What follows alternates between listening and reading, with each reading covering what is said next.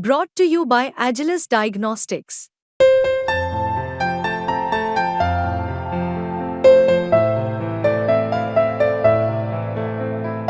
Agilus Diagnostics.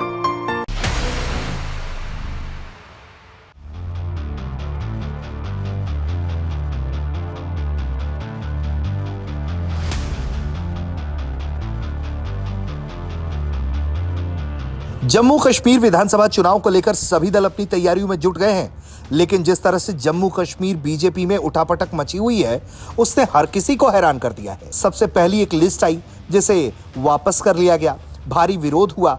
उसके बाद ताबड़तोड़ तरीके से बीजेपी ने अब तक कुल 3 लिस्ट जारी किए। अब तक 45 उम्मीदवारों के नाम सामने आ गए हैं।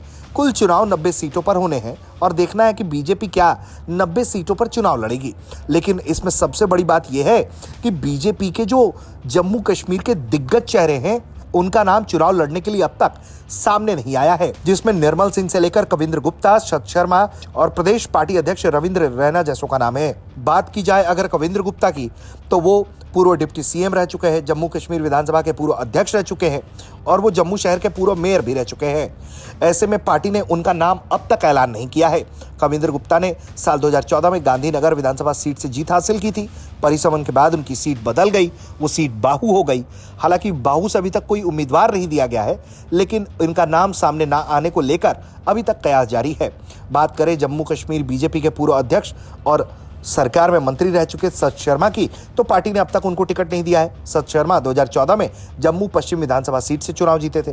पीडीपी बीजेपी सरकार में मंत्री रहे श्यामलाल चौधरी का भी हाल यही है कि उनकी स्थिति भी अभी स्पष्ट नहीं है। वो 2014 में सुचेतगढ़ विधानसभा सीट से चुनाव जीते थे।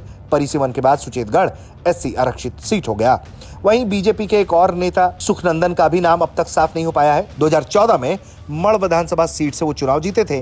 मढ़ अब एससी आरक्षित सीट है। वहीं बात करें पार्टी प्रदेश अध्यक्ष की, तो एक तरफ उन्हें जहां टिकट वितरण का विरोध झेलना पड़ा, लोग बीजेपी के कार्यकर्ता बीजेपी दफ्तर में घुस आए, काफी हंगामा किया, जिसकी तस्वीरें पूरे देश ने देखी।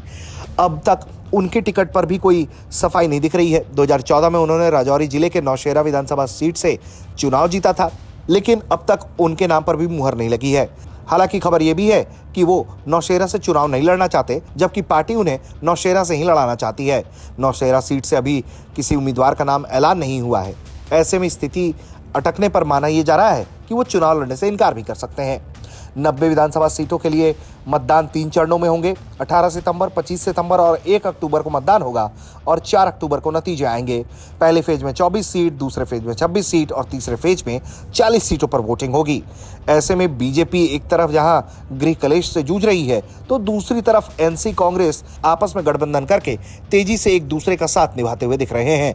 वहीं पीडीपी भी बड़ी मजबूती से इस चुनाव में दांव ठोक रही है। ब्यूरो रिपोर्ट, भारत तक।